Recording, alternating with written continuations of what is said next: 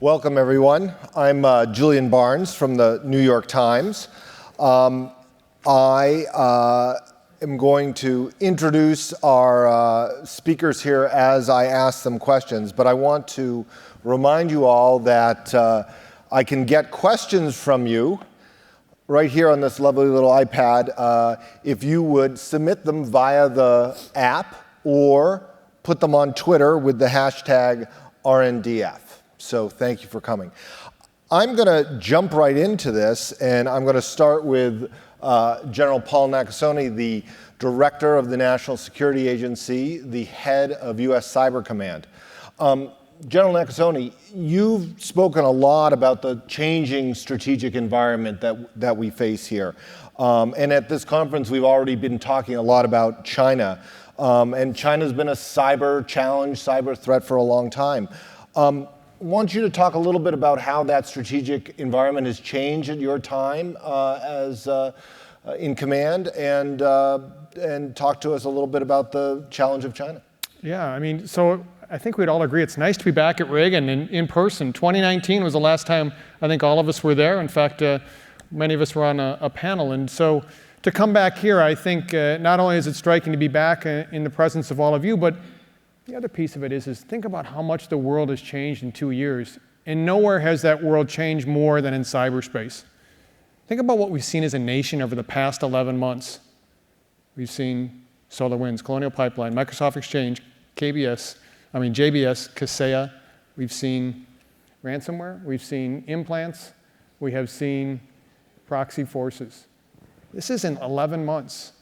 But to your question, Julian, what I would say is that what I've seen over 3 years is really three things. First of all is the realization that we have to compete in cyberspace, that we can't stay and be passive. We have to compete because our adversaries are competing. Secondly is the role of influence. You know, we began the influence piece in 2018 with the Russia Small Group and a focus on a safe and secure election. Our adversaries have moved on from elections to other topics upon which they're trying to create influence operations. And truly the last piece is, I think that what we've learned is that it's all about partnerships. We succeed through partnerships. Our partnerships internal to us begin with the National Security Agency and U.S. Cyber Command, tight partnership. But it's broader than that. It's working with private industry like Alex in terms of what we can be able to do. It's working with, obviously, the services, the interagency. This is the piece that makes us successful. It's also the same piece that's going to make us successful against China. I'm now going to turn to Admiral Michael Gilday, the Chief of Naval Operations. Earlier in your career, you were the head of the Navy's cyber operations, the 10th Fleet. As you prepare the Navy for the future, linking all your vessels together, how are you thinking about the cyber domain, and both for defending those ships and those networks and fighting in the cyber domain in the future? So cyber is inextricably linked to everything. It might be a bit heretical to say this, but is it its own domain when it is so interconnected with everything and everybody? And so with respect to the Navy, we have to be able to connect things at long distances, and we have to be able to be connected to a joint force so that we maintain that synergy that we're known for and that we succeed because of. And so one of the biggest efforts that we have undergoing right now, and my number 2 priority, is a task force called Overmatch.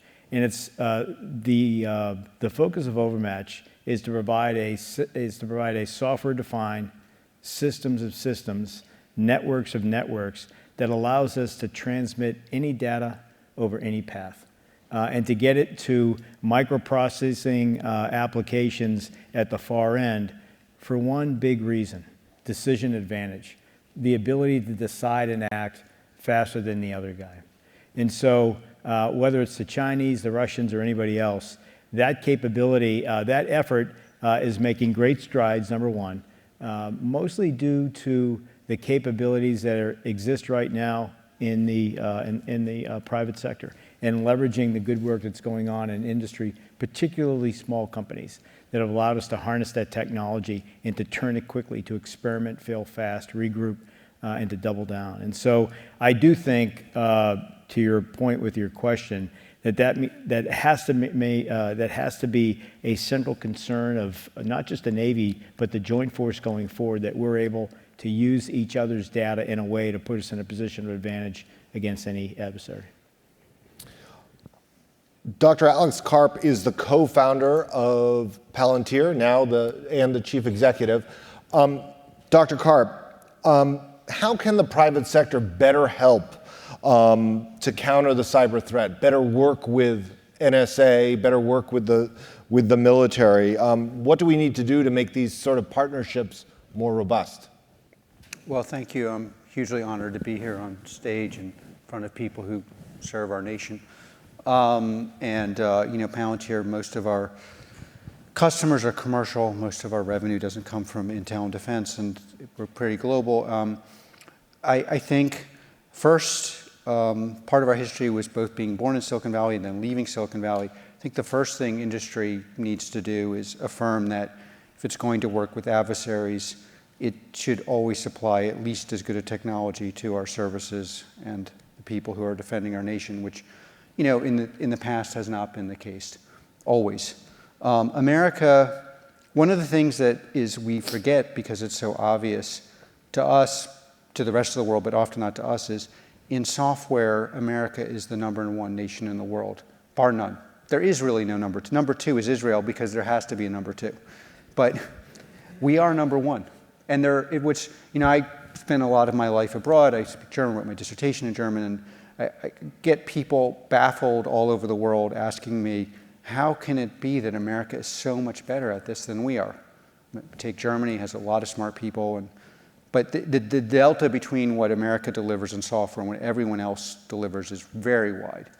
And so the key question for me is, how do we make sure that people doing the most important work in the world, like people on the stage, have access to the resources we already have? Some of that is educational. People who are in industry and leadership positions must tell their employees, if you are developing software in this country, you are going to give it to the people on the stage and people in this room, and explain why. That I think is actually the most important thing. There's a lot of interest, as you see from the opening remarks, of leveraging industry and hardware and software.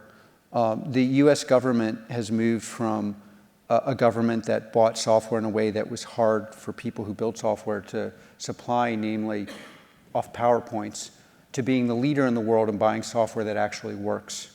This is an enormous shift, and no other government in the world that I work with, and we don't work obviously in certain countries, but in the Western world, almost every country has made this shift. So that if you want to supply software to the US government, you will show it working in the real world, which means that we're in an iterative cycle in a way that no other country is. And then there's the cultural. Why is America so good at software? Well, we actually play fair in teams. We have highly technical people. We're goal-oriented. And we are willing to admit we're wrong and not be stained by failure when we screw up. So I think what we need to do is continue on this trend. I think US government officials should really say loudly to people they want to work with who are developing software that they must supply the best software in the world to them. I think we in industry, by the way, it's often framed as you framed it, but I would say from my vantage point, there are certain technical issues like how do you do AI at the edge? How do you actually create an all-encompassing environment, which is what we're doing with a lot of industry in the Western world, but where the data is segmented. So if you have a global industry, you're not going to be able to hit the data store in France, Korea, America because of regulatory issues. These are challenges that the US government understands very well and has made great efforts to solve that industry doesn't understand yet, that industry is not yet even actually aware of its existence of. And a lot of our reason we've done well is we've understood these things early. So I think there's the kind of interaction is working. It could work a lot better, but there is also a lot of responsibility on US industry to step up and do more. We'll get into some of those issues a little in more depth in a little bit. I want to turn the floor to Mike Gallagher, who is the U.S. representative, a U.S. representative from Wisconsin, don't want to shrink the state, is the... really the U.S. representative. and the co-chair of the Cyberspace Solarium Commission. Mike, you've been talking about the cyber threat from China, specifically some alarms about Taiwan.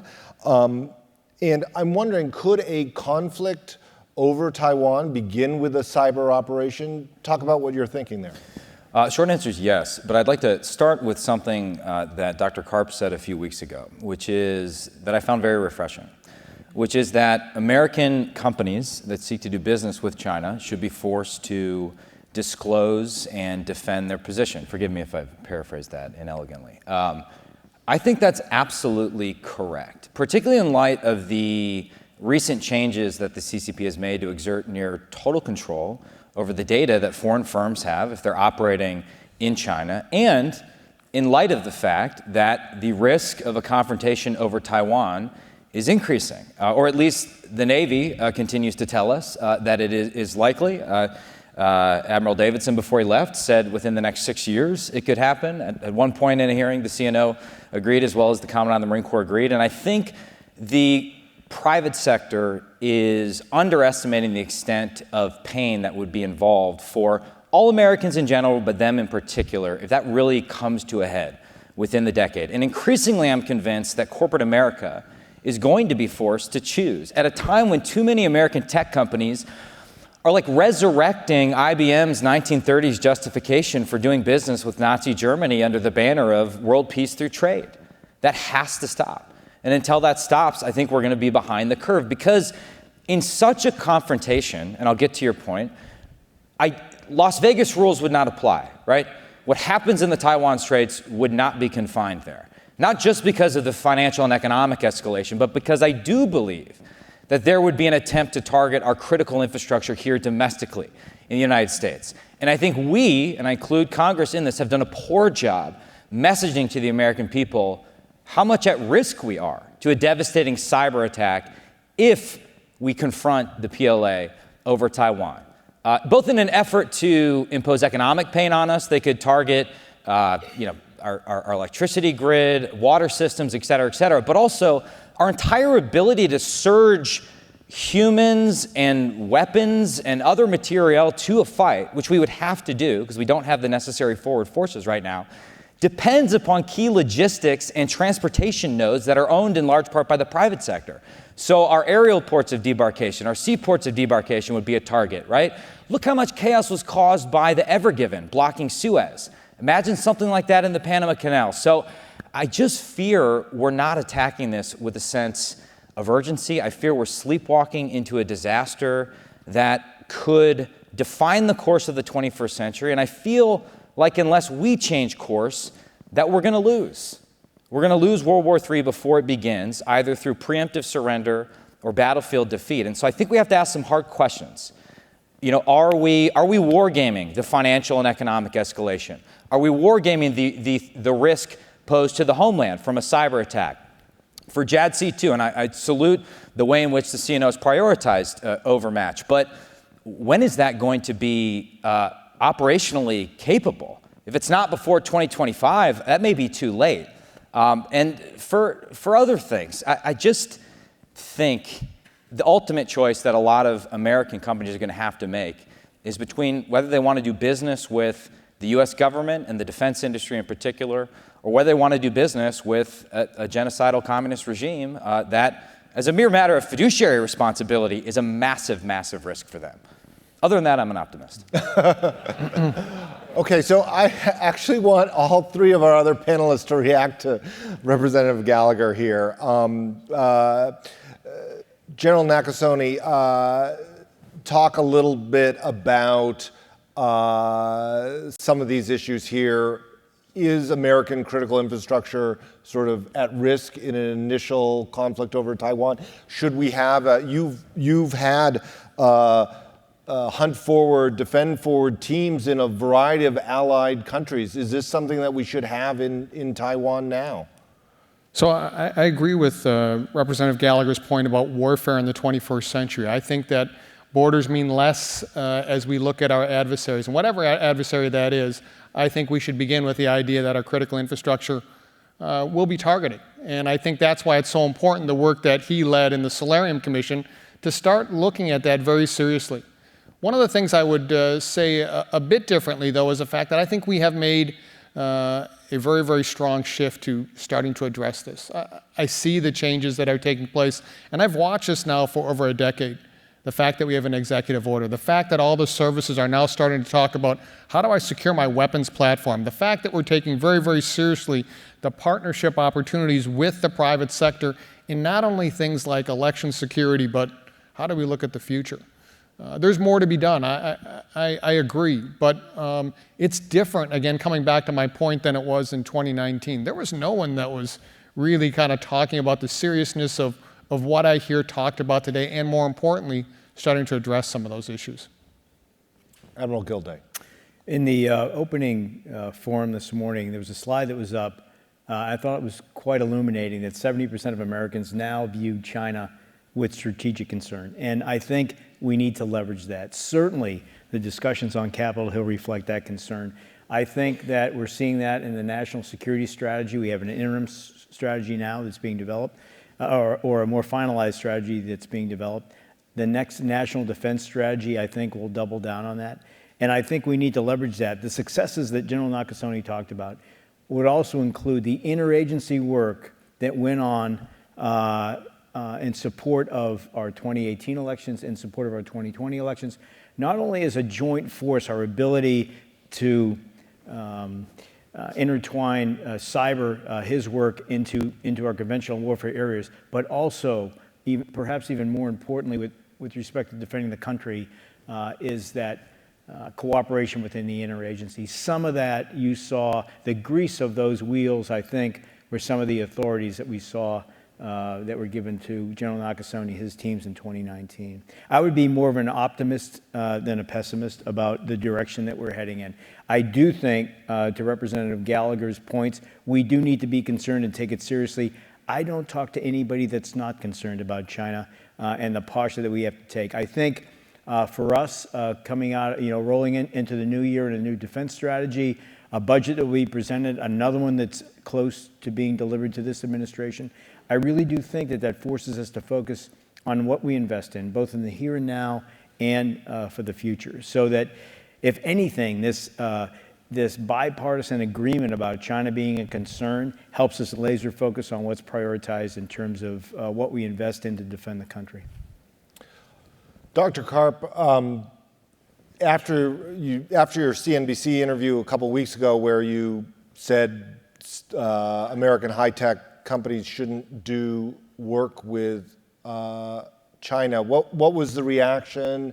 And, are you moderating that a little bit by saying, like, you at least do the work with the United States? Or do you feel like a Google, a Microsoft shouldn't be working with the Chinese government? Well, first of all, we're in our little myopic perch in the valley. So the background in the valley is we've been fighting the valley aggressively pretty much since we started our company in 2004. And we've been battling the valley on two issues. One, it is my deep belief and the belief of my company that, it's pretty odd to be able to sell your product abroad under very fair terms, essentially because our allies are willing to go along with your pricing because they're being protected by people who are here, and then not ship your software to them, A. B, I'm very in favor of free speech. If people disagree with working with the U.S. military,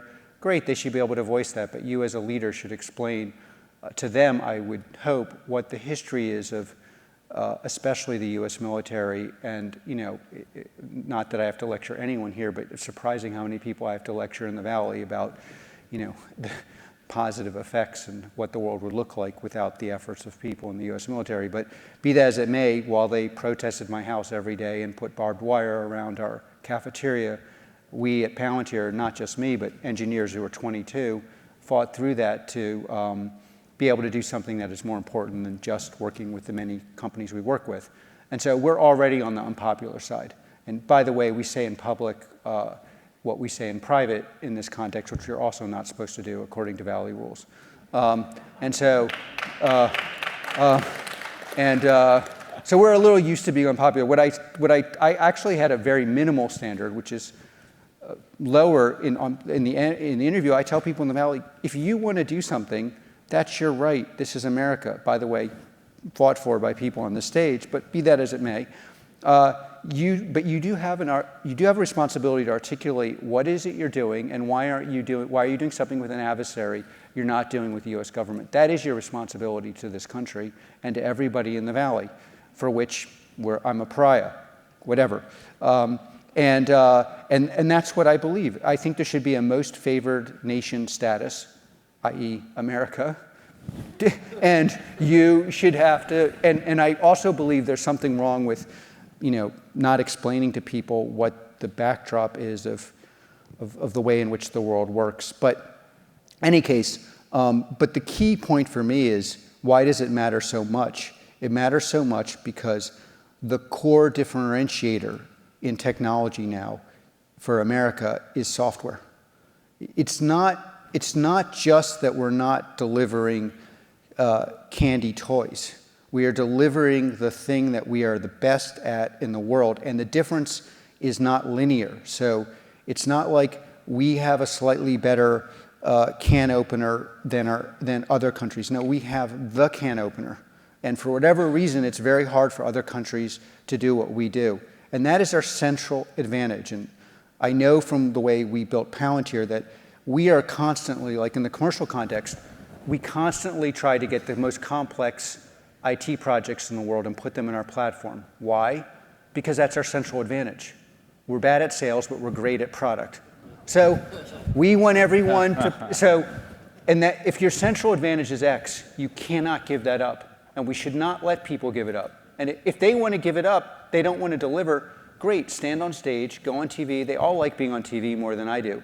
Explain why you're not going to give this to the Army, the Navy, the NSA. Great, explain it. But you can't then not explain it.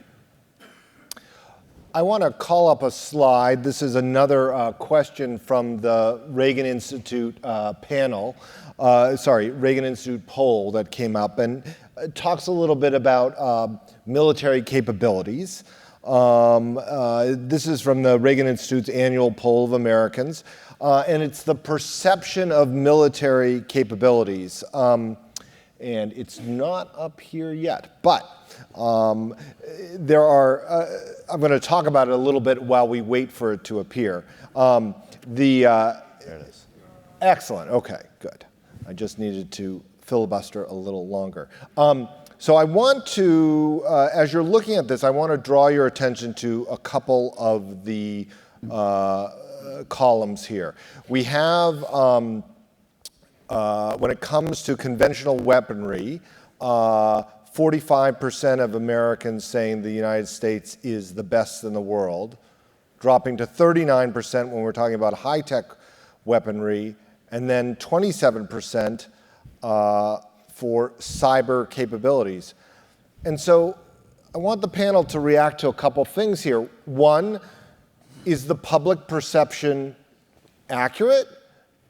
Are we really just one of the best in the world? And if that is true, does that matter? Is it good enough to be one of the best, or do you need to be the best? And I'm going to start with General Nakasone.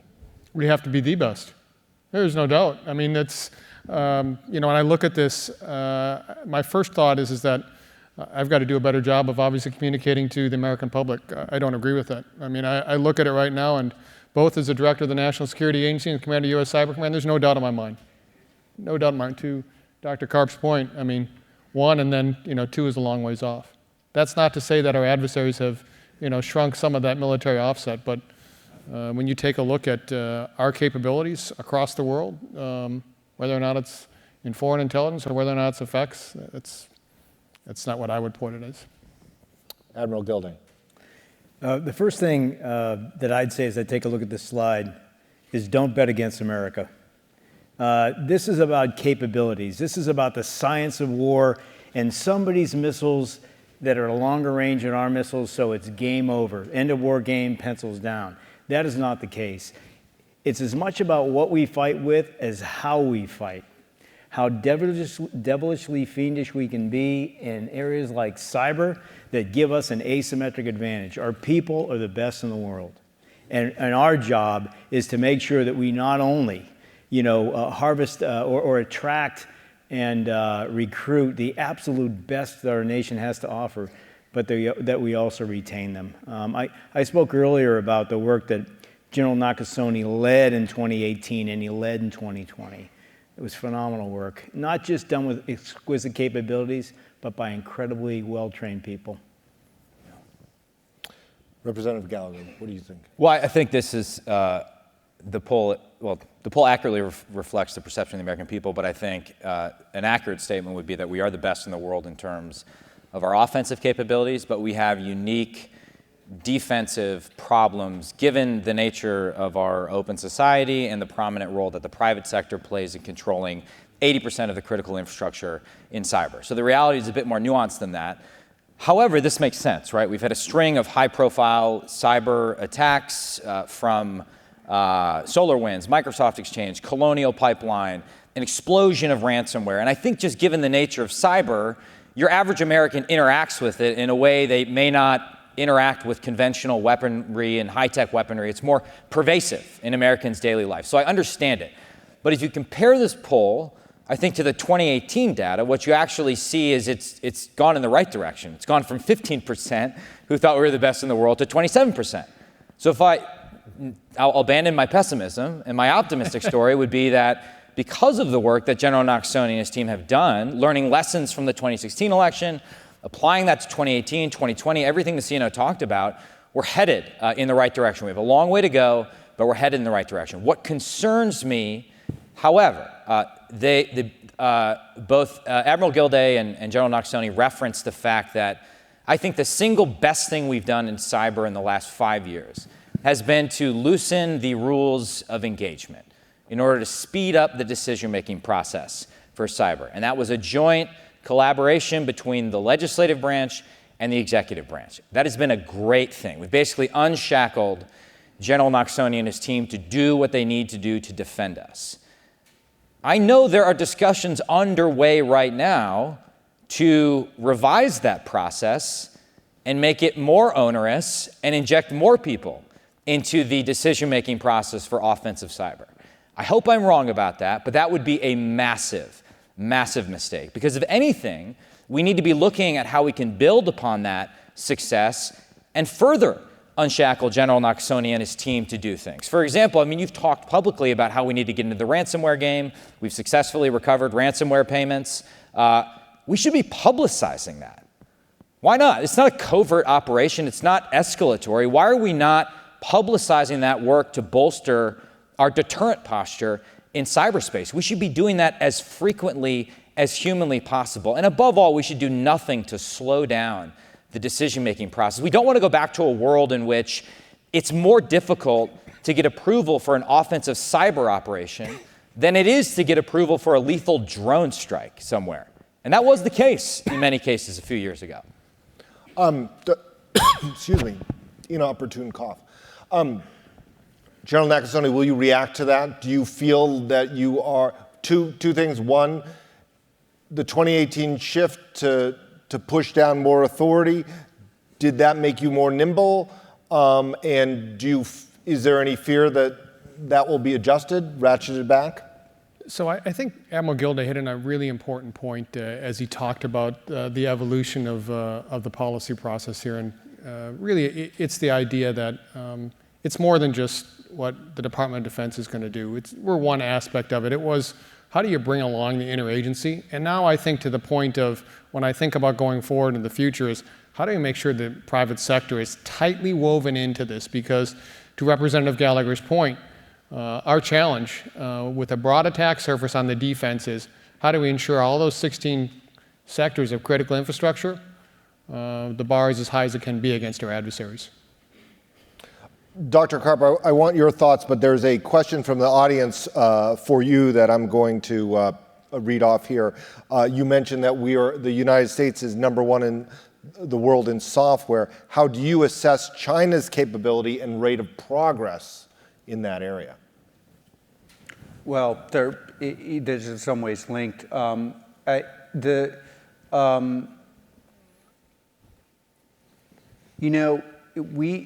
have worthy adversaries. There's I have this long PhD in a totally arcane topic that should have left me without a job, but one of the most useful things about the training was to not turn the person you're critical of, your author you're critical of, into a caricature and then render the caricature irrelevant. It's like this is our adversaries. Really, all of them are super intricate, deep cultures with enormous technical and intellectual capabilities. However, it happens in this one area that, and it's a long, there's a debate about who developed the computer, and some people, but I think the real answer is it was even the early developments of the computer with von Neumann in the Manhattan Project. A lot of our capabilities go back to our ability to both bring highly intricate, some people would say batshit crazy, people together under a roof to deliver excellence for not primarily monetary return in the near term. Of course, later you could turn to business and do well, but and that capability in this one area that looked like it would be one of many technical areas is the dominant area. And our issue as America is to simultaneously be aware of the adversaries, but also realize that to make this work, you have to focus on how do we raise our game to the best game we are. So like when I look at that, I'm like, yeah, I know there are things like projects we've worked on, just Project Maven as an example. I never know how much one's allowed to say, but like that is there are insights in that project that are very unique and very much done in a way that is not understood and not done as well by others, including adversaries.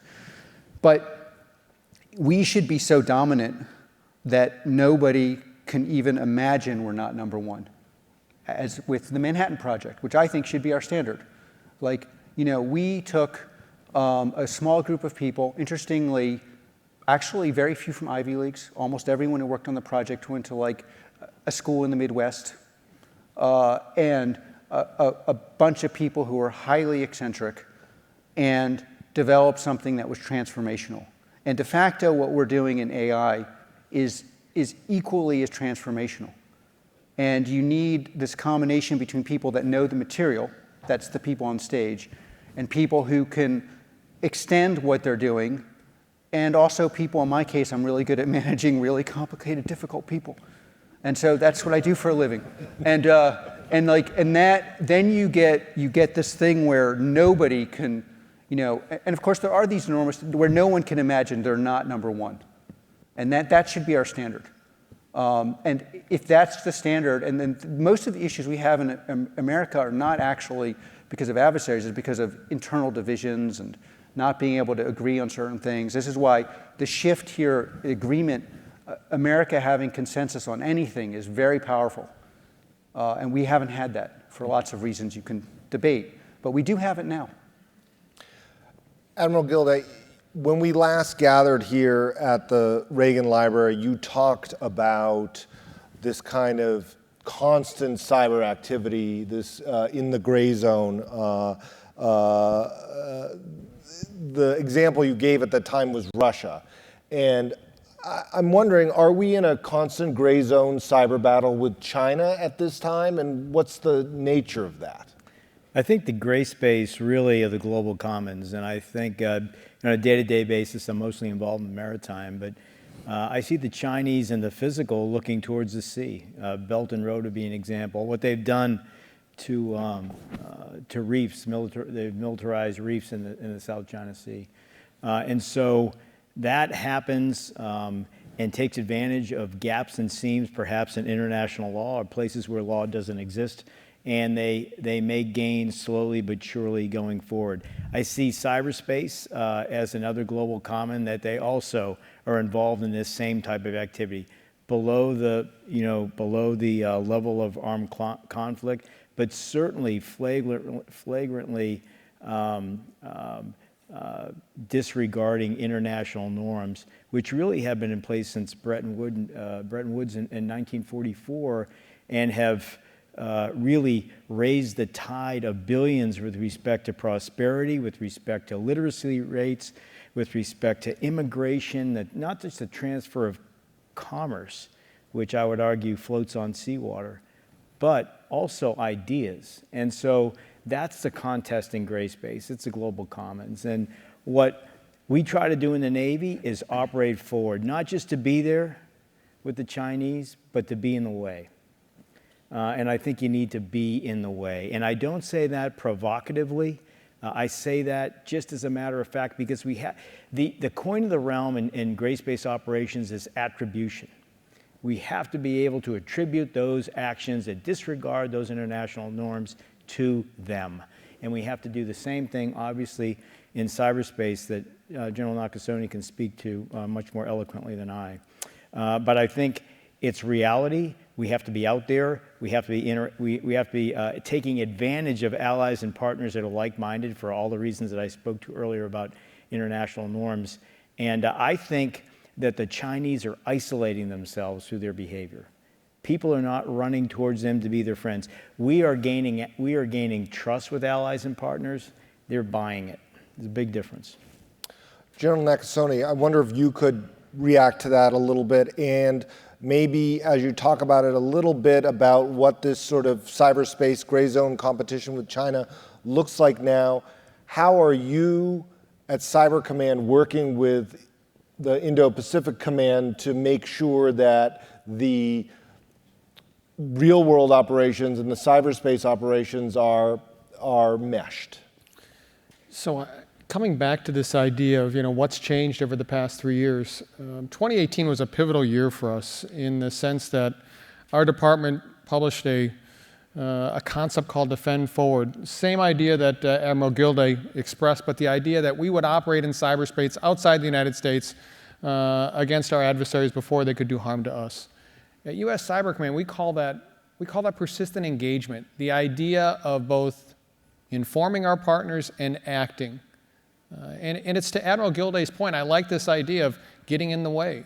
It's exactly about that we operate in a domain where deterrence is about imposing costs, and imposing costs means that every single day you're operating against an adversary, identifying what they're doing, attributing it, being able to send, as Representative Gallagher talked about, hunt forward teams to different countries to be able to expose operations. This is all part of it, and I think what we have seen is things like, hey, let's publish the top 25 different pieces of malware that the Chinese have produced at an unclassified level. Let's share it with the broad public just so they understand that, hey, we know all about this. And oh, by the way, we'll sign our name to it as the National Security Agency, U.S. Cyber Command, CISA will sign up, and the FBI will sign up to it. And then we have a series of partners that do that as well. And this brings the idea of you're getting in the way, to quote the Admiral's point. This is what it looks like today in terms of being able to ensure that our adversaries have a very, very difficult time to operate. Representative Gallagher. I quite like this idea of getting in the way, but it sounds very similar to the concept of deterrence by denial, which was the intellectual cornerstone of the 2018 National Defense Strategy, which I thought was a great piece of work. But now what concerns me is that we are moving away from that intellectual framework towards what I presume the Secretary of Defense will talk about in a few minutes, which is this new concept of integrated deterrence, which I fear is a buzzword that will justify cutting conventional hard power. And what you need in the way primarily in Indo-PACOM is conventional hard power in order for that denial to work. So that's one concern.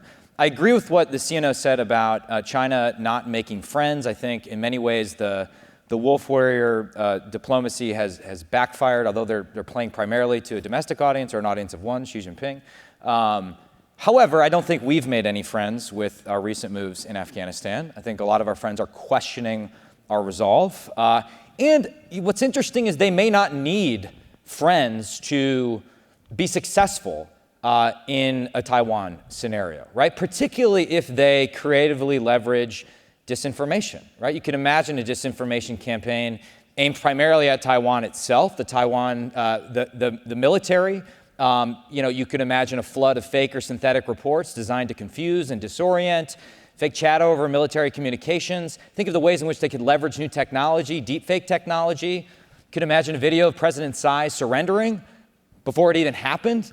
And for the international community or the non-aligned fence sitters in the region, if that was amplified by a disinformation campaign online or on American social media companies, pushing the narratives that this was all because of a provocation by Taiwan or PLA forces are being hailed as liberators, well, they could confuse us long enough to be successful in a fait accompli. All they need is a little bit of a fig leaf to justify not getting involved, and in that way, the CCP could drive various wedges through our united front in a Taiwan scenario. So there are ways that they could be successful, even if they don't have many friends in the region. General Nakasone, there's a question from the audience which touches on some of Dr. Karp's points, which are, how can the United States effectively deter in cyberspace, given that we're generally secretive about our country's offensive and defensive cyber capabilities? Well, I mean, I think the first point is that we have to look at it differently than we looked at nuclear deterrence. This isn't a binary, yes or no. This is a domain that our adversaries, given the ability to move into this domain so quickly, are going to operate every single day. So we have to operate every single day. We have to have a spectrum of capabilities, everything from the defense to the offense, as you say. And certainly we have to be engaged with that. And I think that at the end of the day, this is how we have success, that we are going to impose costs in a number of different ways, and with the interagency and with the private sector. If I could just make one comment about that, just to perhaps reinforce General Nakasone's points. I don't think you have to take credit for everything. And I think that there's a certain advantage whether, if a U.S. team creates a certain effect against a certain adversary, to leave that adversary guessing on who actually did that effect. Let them burn the resources to try and figure it out. And perhaps in the back of their mind, they're thinking, yeah, it could have been the Americans. It also could have been some rogue who agrees with America, or it could be another nation state, another like-minded nation state that took the action. So I think, as General Nakasone, the point I'm trying to reinforce is the fact that it's not exactly like thinking about deterrence as years ago. And I think that there are ways that you can leverage information in powerful ways that we haven't fully explored yet.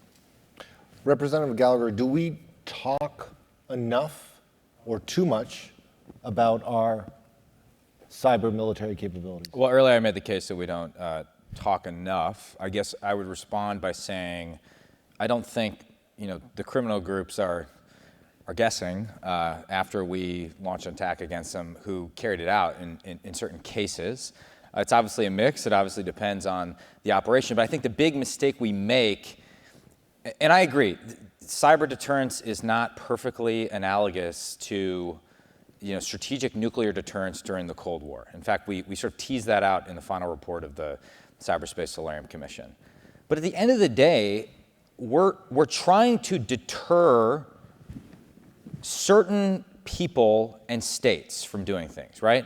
It's not like cyber deterrence exists in its own little world.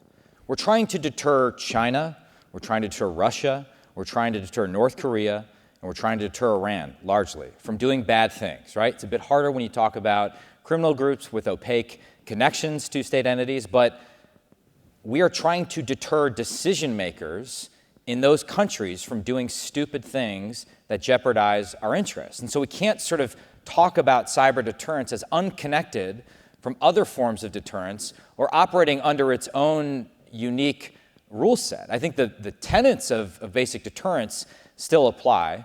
And as for an earlier strand of conversation, I was primarily talking about deterrence by denial. It's my observation that since we made a commitment to that in 2018, we have not implemented that commitment in any meaningful way, at least in our primary, most important theater, Indo-PACOM, where I think we have a long way to go in terms of reestablishing deterrence before it's too late.